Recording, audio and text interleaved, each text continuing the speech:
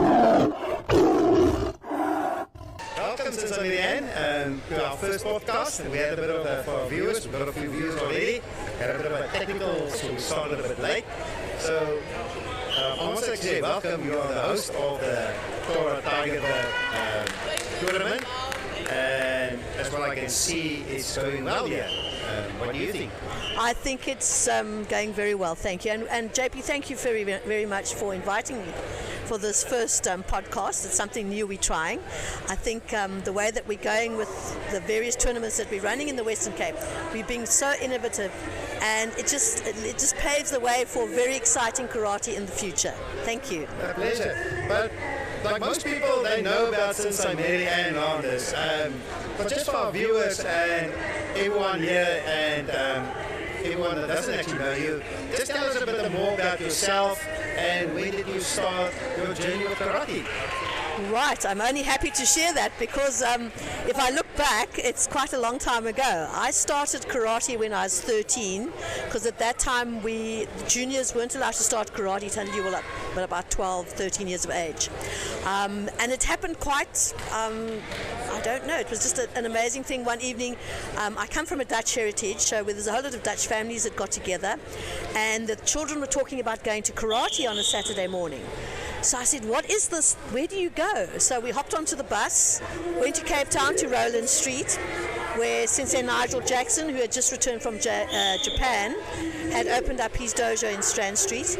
And I watched the junior class and got home and went to my mom and my dad and said, I have to do this. I just have to do this. And out of the family that did karate, there were 3 boys on the one side and another girl and boy. Out of the 6 of us, I'm the only one still doing karate, which is an amazing journey. So that was 1971, I started my karate journey. Thank you. Oh, I must actually share, 1971, that was the time I was born. Oh, JP, that's amazing. So yeah, I've been in karate for a long time. Yes, and everyone knows you. And I also met you a few years ago, and how we created a relationship is unbelievable.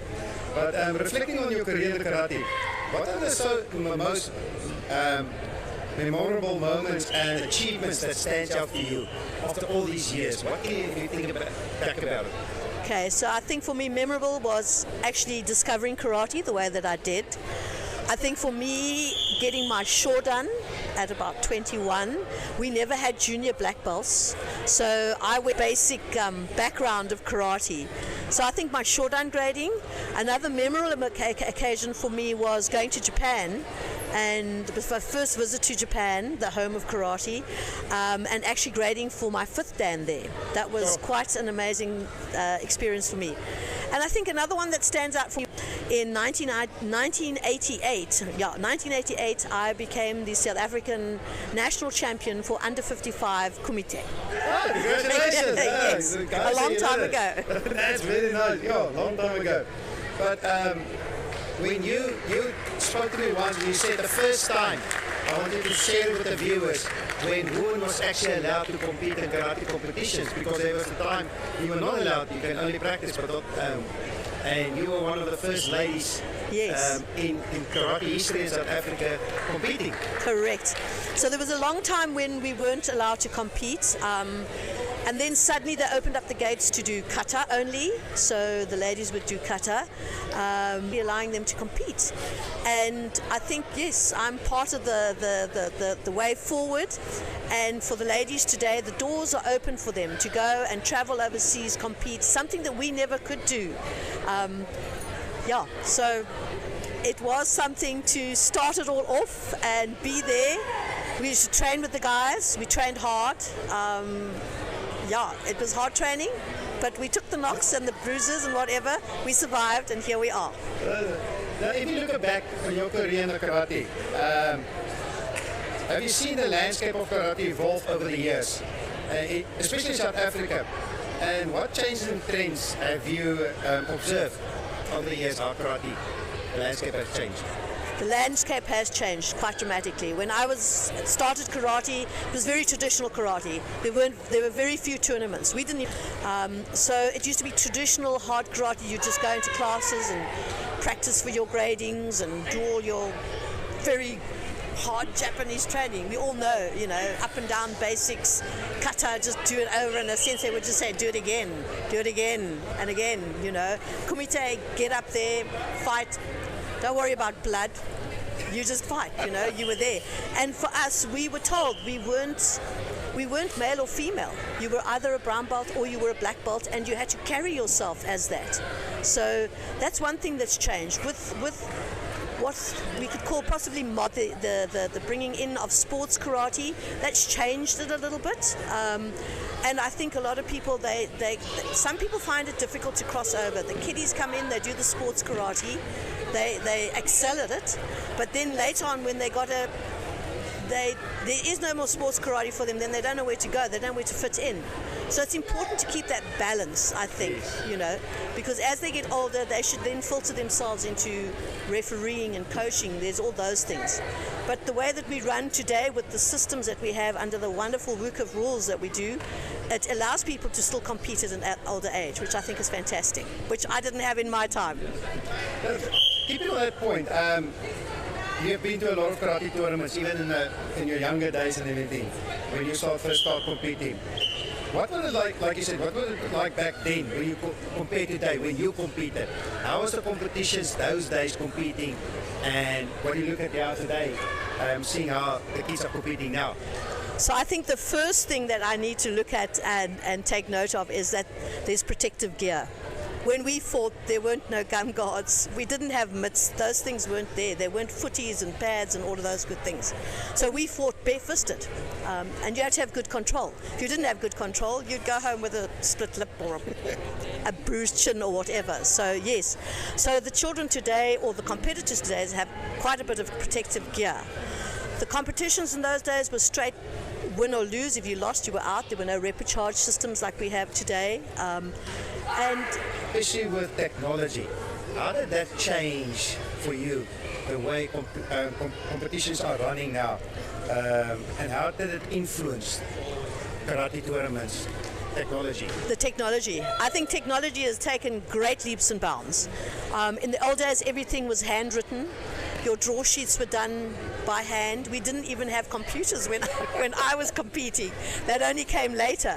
So everything was drawn up by hand, and it was a manual system, a stopwatch, and little coloured pins and bobs that would be put up to show what you were scoring. Timekeeping was done by the stopwatch. You didn't know how much time was left. Coaching wasn't even really, that advanced as it is today. So yes, technology has improved, and I think it only makes the athletes or the karate participants and the coaches' job stream. I mean, this is fabulous.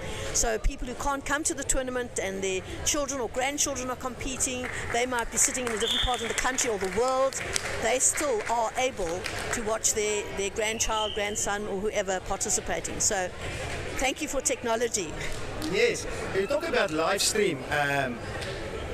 It's a bit of a challenge, I think, also, because now these days, I don't know if you're going to agree with me on that, is I see some still organizations and tournaments, they still don't want to do the live streaming.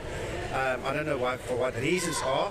I think people are, especially federation heads and high-ranked referees, I think, I can be wrong to make this kind of comment, but I think they feel a bit, how can I say it, scared of not getting negative comments. Tournament standard was not up to grade or this, but they want to. Certain organizations don't want to do the live streaming, and like us, this is a local regional club tournament, very successful, running 3 floors, almost 150 competitors, over 300 entries, almost 60 teams competing here, and you're not shy to showcase your standards and the skills levels to the world. So what do you think about why are certain federation heads like you in that position doesn't want to go to that length or do live streaming all their floors and that everyone can see and enjoy it? So JP, I would agree with you. I think that the live streaming can only make things better. We can look at ourselves retrospectively, look at the tournament. We can assist the judges, the coaches, the competitors. They can always look at their fights. I think people who are not doing it, they're actually doing themselves a bit of harm. I'm one for innovativism, if I can use that word, make up a new word. Making use of what we have so that people can get better. I'm all for let's get the best out of everybody. And this is what happens if you do that.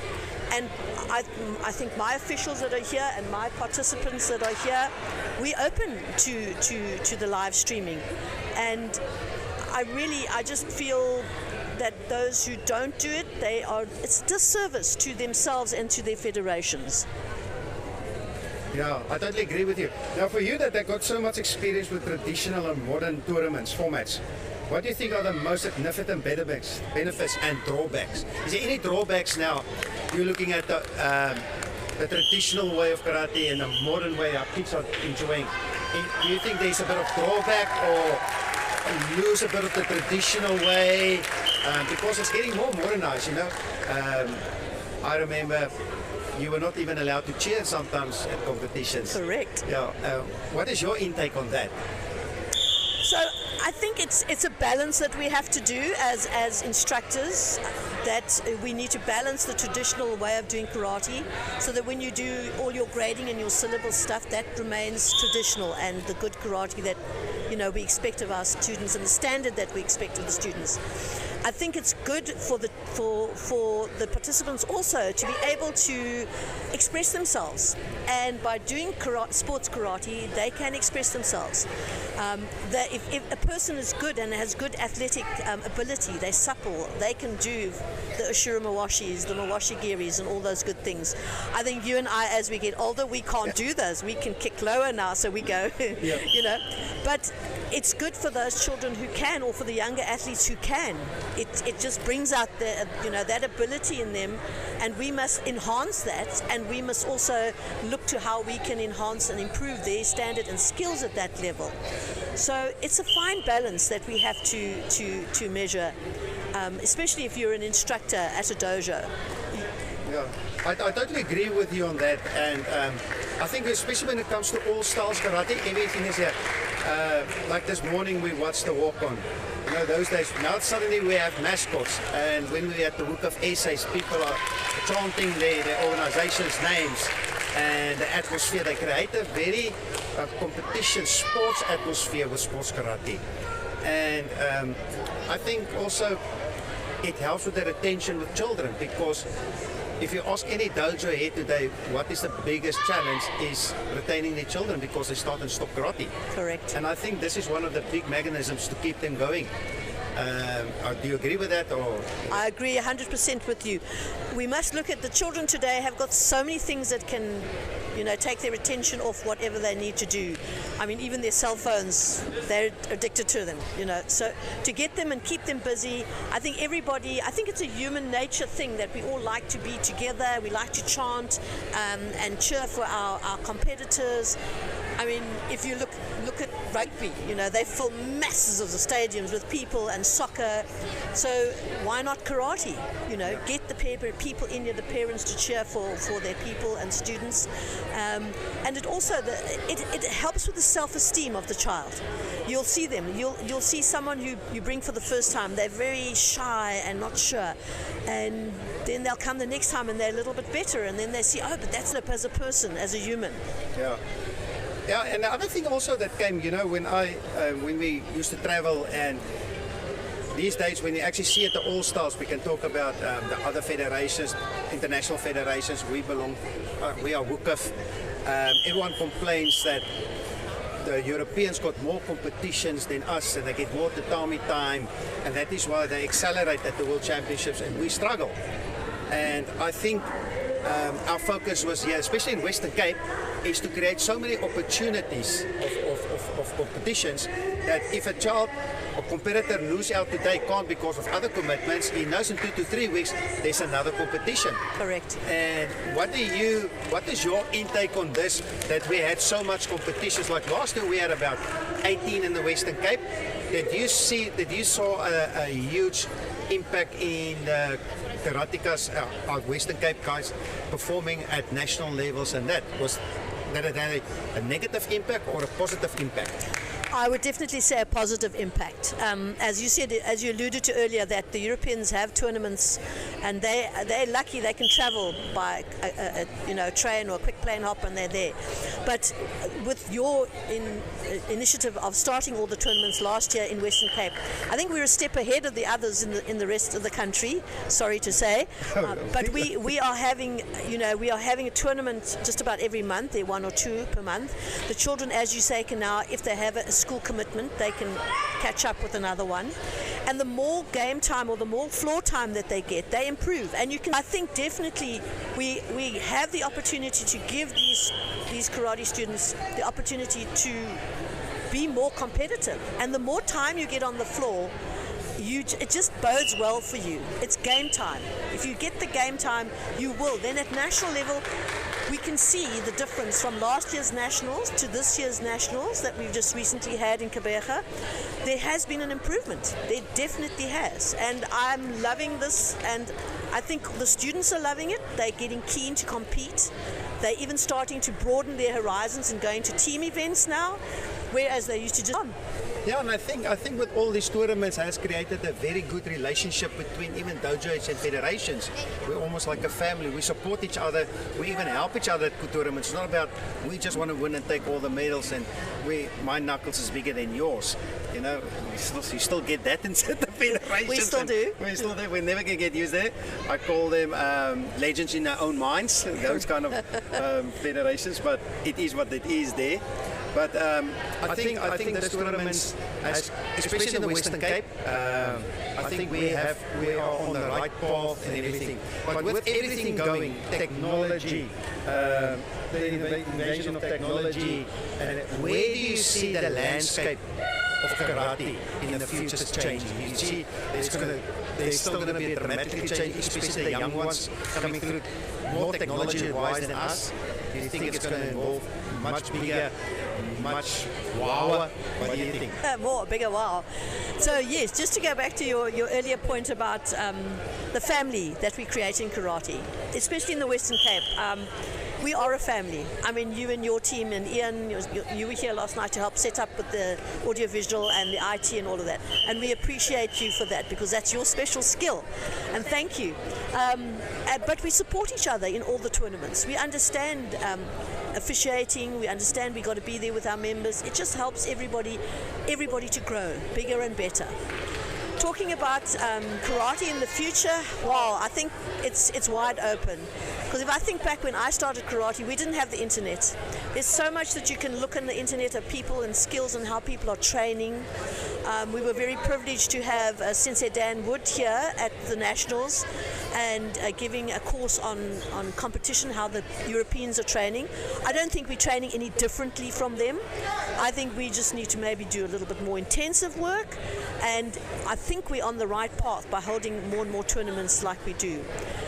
And also, again, it comes down to the human body. If we see what the feats that people can do, climbing up mountains without any ropes, people diving down to the depths of the ocean with no air, what's stopping karate from being a flipping more wow experience? Yeah. We can only just sit back and watch the ride and provide the participants with the venues and just the venues and just all the opportunities that they can give them more tournaments. And a bit of the political side, you can never go without that. Not going to go deeper. But what do you think was the huge impact, or what impact that Hoekhoff brought to South Africa? Because it was very quiet and small until a few years ago. And do you think that had a huge impact for the growth of karate in South Africa, especially on tournament levels and the way it's been set up and running? Or do you think it's still lacking or need a bit of changing or stuff like that? Okay, so I think that Hoekhoff has made a great impact, really. First of all, the rules that we have and making it karate for all, and that's the logo. Hoekhoff is karate for all. We're inclusive of everyone, from grade to age to persons with disabilities. It's all there for them.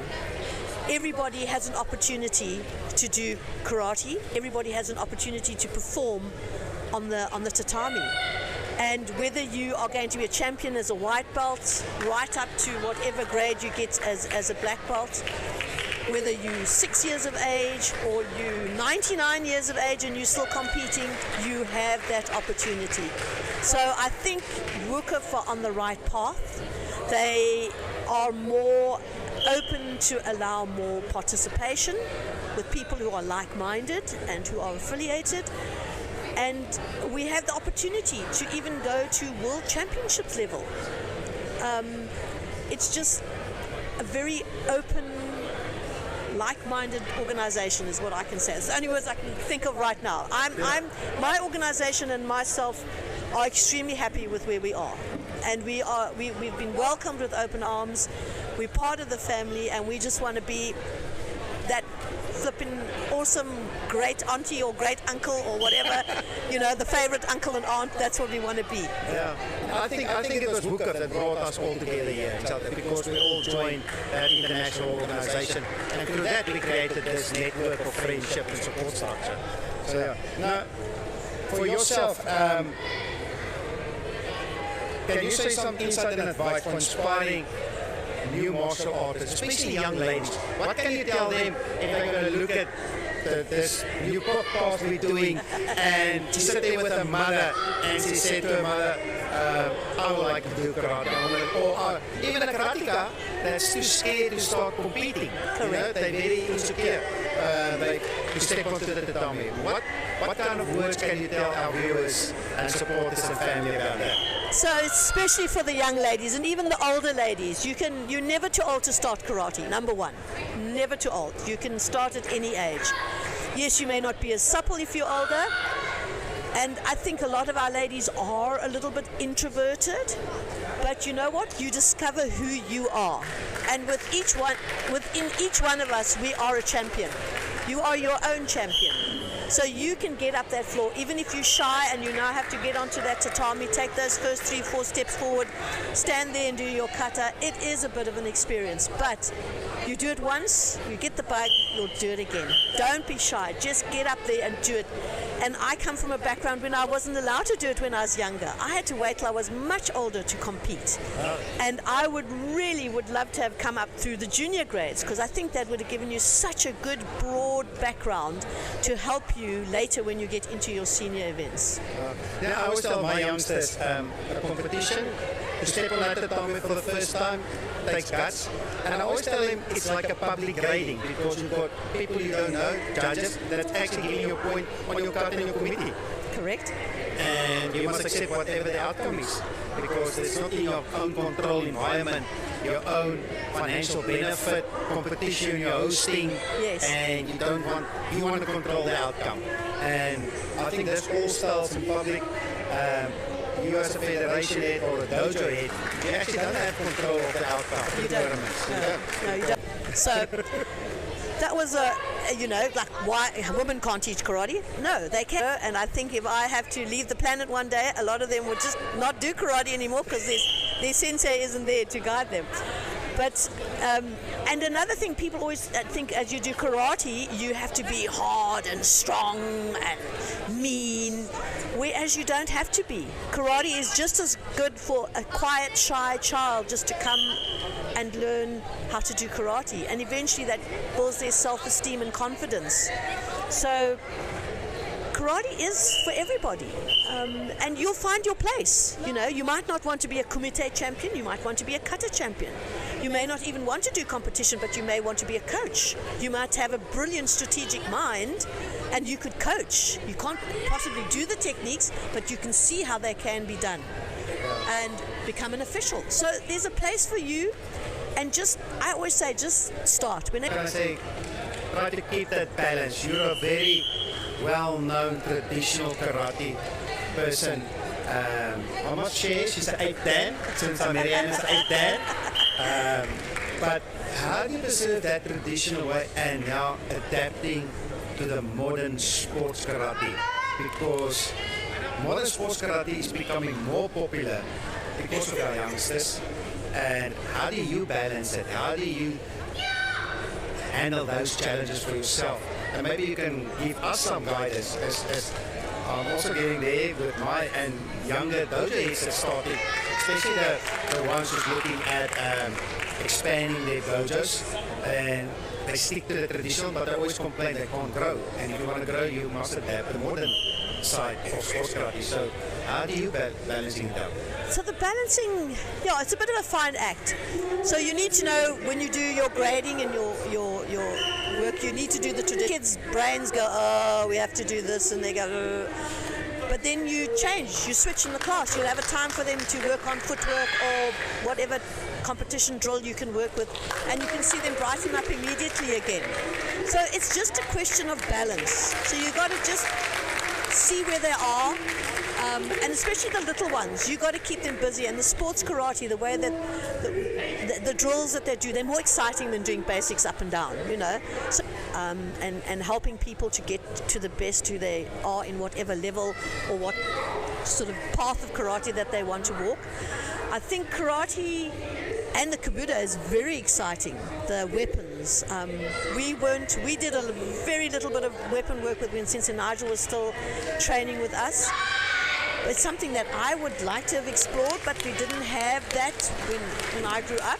But I think it's exciting, and it's also exciting for the students to be able to have that opportunity to do those forms, you know, with weapons, and it's something they see in the movies, so they can do their kata with a bow or a sai, you know, or a katana or whatever. So yeah, karate, I think going forward, I think we a certain age, but can you still actually do that sport, you know?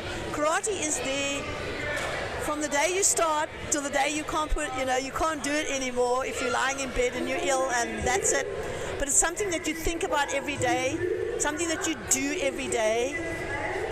It's, I think, just a wonderful, wonderful martial art, and I think it's so good for our children today, especially the ones, you know, who have those sort of ADHD component to them, to get rid of that nervous energy and to get rid of all that cortisol that gets built up during the day. And they live, I think a lot of children are under a lot of stress today as well. Yeah. And karate, I think, is a great stress reliever. So I hope that I wish to pass off the baton to the next generation, and I hope that I've left it in a good manner, and that the baton can be passed on to the future to carry on and to make the sport grow. That's true.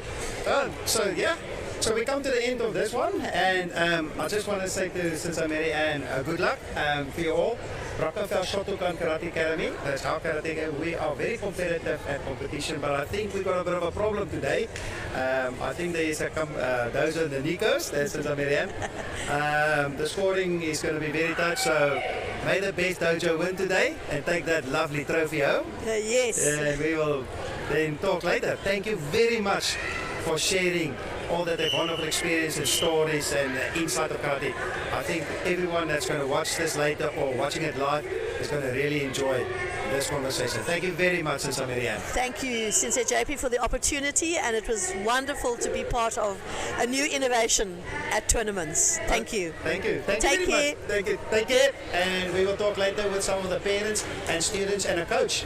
Stay tuned, and if you watch through the other channels, we're not going to put a time limit. If you can see we're talking, then have a listen, and we will then get back to you later. Thank you very much, and talk soon.